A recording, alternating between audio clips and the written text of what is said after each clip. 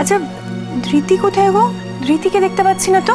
ও বাবু, বাবুর কথা আর বলিস না, সারাক্ষণ তো ঘুরে ঘুরে ছবি তুলে গেল। ওই যে ছবিগুলো তুলেছে কি প্রিন্ট আউট নাকি ওসব নিতে নিতে হবে। চলে আসবে চলে আসবে, এক্ষুনি চলে আসবে। কি গো কেমন আছো তোমরা? কেমন ঘুরলে? আমরা তো খুব ভালোই ঘুরেছি মা, তবে এইভাবে আর কোনোদিন যাবো না বুঝলে, তোমাদের জন্য বড্ড মন খারাপ করছিল। এইবারে গেলে না সবাই একসঙ্গে যাব। হ্যাঁ তা ঠিক, তবে তোমরা সবাই গেলে আরো বেশি আনন্দ করতে পারতাম। তা তোমাদের সবার শরীর টরীর ঠিক আছে তো? হ্যাঁ হ্যাঁ, আমরা সব ঠিক ছিলাম। ওই বাবুর একদিন একটু শরীরটা খারাপ হয়েছিল, তা না তো সবাই একদম ঠিক ছিলাম। বল সে কি গো, এর মধ্যে ভুলে গেলে? জানিস না নিজে ঠান্ডা লাগিয়ে গলার কি অবস্থা করেছিল, আবার বলে ঠিক ছিল। ও একটু একটু সবার হয়েই থাকে, ও কিছু নয় এমন। আরে বাবা, বাড়ির সবাই ভালো আছে সেটা জেনেও তো শান্তি। বল মেজো। যাই বলো দিদি ভাই, যতই বাইরে আরামে থাকি না কেন, যতই রাজসজ্জায় থাকি না কেন, বাড়ি বাড়ি। এই যে পাড়ায় ঢুকতে না ঢুকতে চেনা চেনা বাড়ির ছবিগুলো, চেনা চেনা লোকজন, বাবা দেখে মনটা ভরে গেল। বলো দিদি ভাই, এক ফিরে এলাম পাড়ায়। বেড়াতে গিয়ে তো মুখ থেকে একটা রা উচ্চারণ হয়নি। হ্যাঁ, এখন বাড়িতে ফিরেছি, শুরু হয়ে গেল। দাঁড়াও, বাবু আসুক না, সব বলছি বাবুকে আমি। কি বলবে? আমি বললাম যে আমার বেড়াতে গিয়ে ভালো লাগেনি, অমনি বলে বাবুকে। দেখেছো, ওর কথাটা বাদ দে না। ওই যে দাদার সঙ্গে থেকে থেকে মেজথারপুর আজকাল সবটা ওরকম হয়েছে। আরে সঙ্গগুণ বলে একটা ব্যাপার আছে না, সেটা তো মানতে হবে। অপলু, তোমার বৌদিকে বলো যে বাইরে গিয়ে তো অনেকদিন মহারানীর মতো রইলেন, এইবারে নিজের জায়গায় যেতে বলো, হেসেলে ঢুকতে বলো, আমাদের একটু চা করে খাওয়াতে বলো।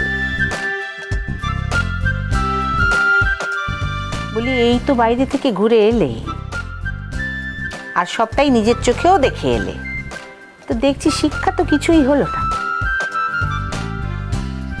এসেই অর্ডার শুরু করে দিয়েছ কেন? ও দেশে গিয়ে দুটো পয়সা রোজগার করবার জন্য দোকানে গিয়ে বয়ের কাজ করতেও তো তোমার কোনো অসুবিধা হয়নি দেখলাম।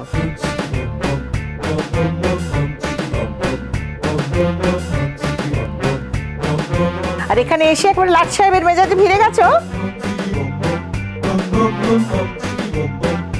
বাবা চাটা একটু পরে খেও, তখন আমি চা বানিয়ে দেবো তোমাকে।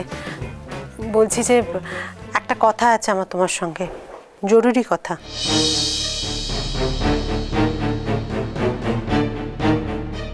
কি হয়েছে? কমলিকার ব্যাপারে কোনো কথা?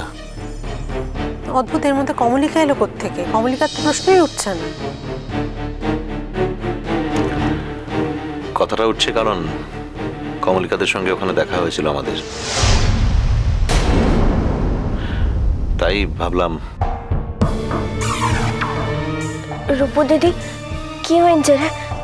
কারোর কোনো বিপদ তো হয় নাই তো? আরে রূপমা, আর্য কেমন আছে রে? তোর শ্বশুরবাড়ি সব ঠিকঠাক আছে তো? মানে কোনো অসুবিধা নেই তো? বাবা, প্রবুদ্ধতা এসেছিল।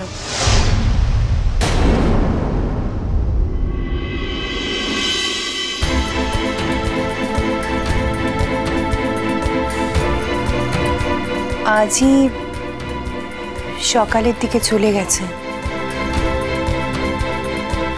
চলে গেছে মানে প্রবুদ্ধতার মায়ের কাছে গেছে। তাই নাকি? তো তারপর কি হলো? তারপর আর কি বাবা, যেটা এক্সপেক্টেড ছিল সেটাই হয়েছে। তোমার মেয়ে প্রবুদ্ধতার কাছে ডিভোর্স চেয়েছে।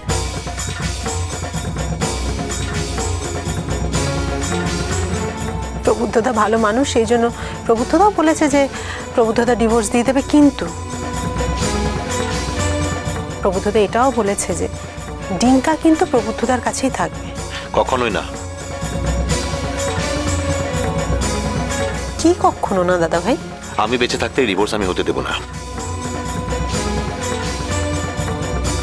আমি কিছুতে নীলুরের সংসার ভাঙতে দেব না।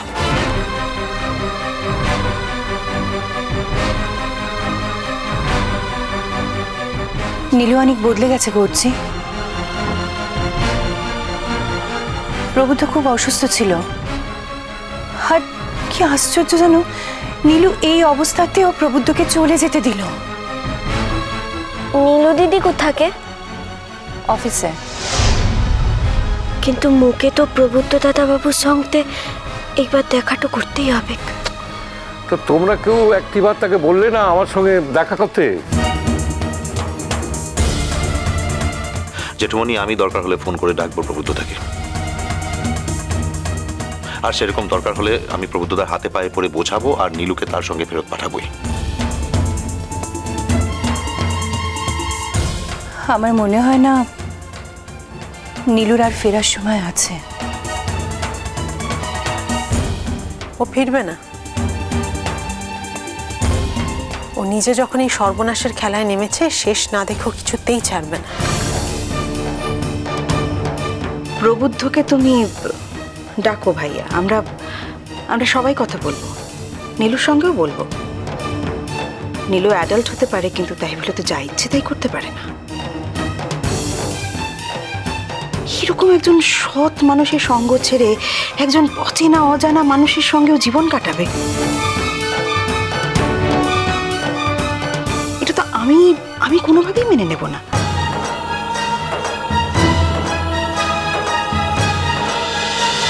ফোনে কথা বলে আমরা দুজন ডিসাইড করলাম যে আমরা মিউচুয়াল ডিভোর্স করে নেব, and after which I don't think কোনো প্রবলেম থাকবে।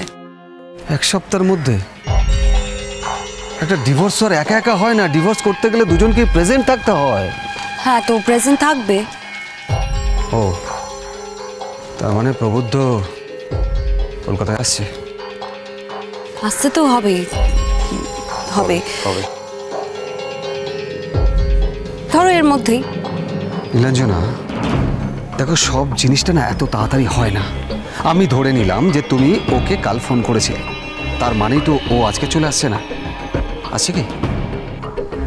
এই সপ্তাহে আর বাকি 3 দিন, তার মধ্যে একদিন শনি আর একদিন রবি, 2 দিন বন্ধ, কাজ হয় না, ঠিকই না? তোমার এত কিসের কোয়েরি বলো তো? কি তুমি আমাকে বললে তুমি ফ্রি, তোমার কোনো প্রবলেম নেই, তোমার মা রাজি হয়েছে, তুমি বিয়ে করতে পারো। আজ আমিও বলছি যে 1 সপ্তাহের মধ্যে আমার হয়তো ডিভোর্স হয়ে যাবে, আমিও ফ্রি থাকবো, আমরা চাইলে কিছুটা করতে পারি আফটার দ্যাট। তুমি আমাকে বলো তো, এই কদিন ধরে তুমি আমার সঙ্গে এরকম ব্যবহার কেন করছো? তুমি তো এরকমভাবে আমার সঙ্গে কথা বলতে না, বলতে কি? আমার একটা কথার উত্তর দাও তো, প্রবুদ্ধ কি কলকাতায় এসছে? যদি এসেও থাকে তোমার পারমিশন নেবে কি? Nilanjana, I'm sorry. Oyun, I'm sorry. I'm very sorry. আমার না কদিন ধরে মন মেজাজ একদম ভালো নেই, আমার কিছু ভালো লাগছে না। প্রবুদ্ধ কি কলকাতায় এসছে? বারবার কেন একই কথা বলছো অয়ন ভাই? ঠিক উত্তর না দিলে তো বারবার বলবোই, তাই না? কি হলো, চুপ করে আছো কেন? প্রবুদ্ধ কি কলকাতায় এসছে?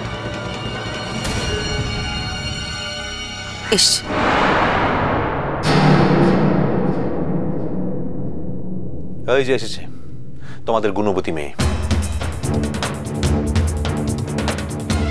তাকে জিজ্ঞেস করো কি কি হয়েছে আর কেন হয়েছে। নিজের সর্বনাশের পথ নিজেই পাকা করে রেখেছ।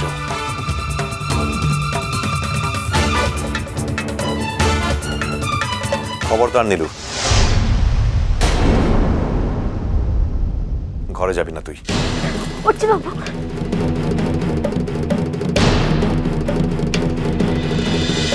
মিষ্টি কুটু মিষ্টি কুটু মিষ্টি কুটু।